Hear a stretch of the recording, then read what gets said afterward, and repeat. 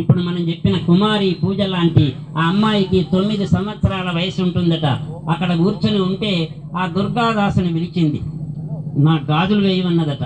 ఆ గాజులు వేసినాడు ఈ దుర్గాదాసు. వేసిన తర్వాత పైసలు అడిగితే ఎంత అంటే 1 రూపాయి ఏదో అన్నాడట. ఆ రూపాయి ఆమె దగ్గర లేదు.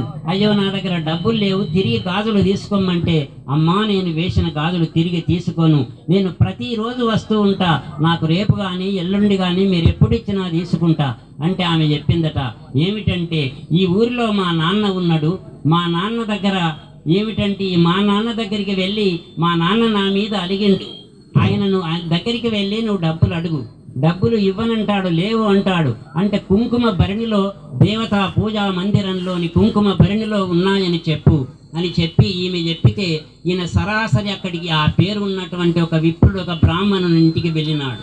అక్కడికి వెళితే ఆయన లలితా సహస్రనామ పారాయణ స్తోత్రం చేస్తున్నాడట. అయిపోయే వరకు అక్కడ కూర్చున్నాడు.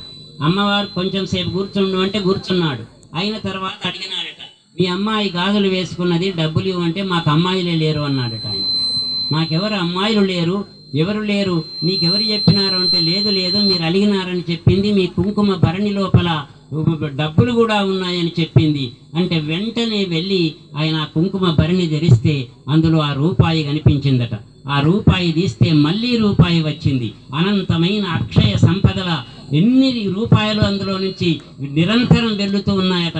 ఆలస్యం లేకుండా ఆయన అన్నాడు, అమ్మా సమస్తమైన ఏ లోకంలోని దేవతలందరూ ఈ పరమ పవిత్ర నామాన్ని దుర్గాని ఆలపిస్తారో, అమ్మా నీ నామస్మరణ చేస్తారో, అటువంటి పవిత్రమైన నామాన్ని చేసేటువంటి అవకాశాన్ని నువ్వు నా పేరు చెప్పినావా తల్లి, నా జన్మ చరితార్థమైంది అని వెంటనే ఆ దుర్గాదాస్తో అన్నాడట.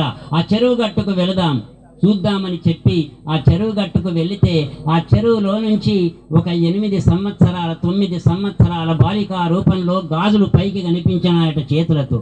దుర్గాదాసు జీవితమంతా నిరంతరం దుర్గా నామ స్మరణతో ఆయన ఇప్పుడు కుమారి పూజ లాంటి ఇటువంటి ఈ పరమ పవిత్ర జగన్మాతృ రూపంలో ఆయన అంటాడు, దుర్గాదాసు నీవెంత ధన్యునివి అంటాడు.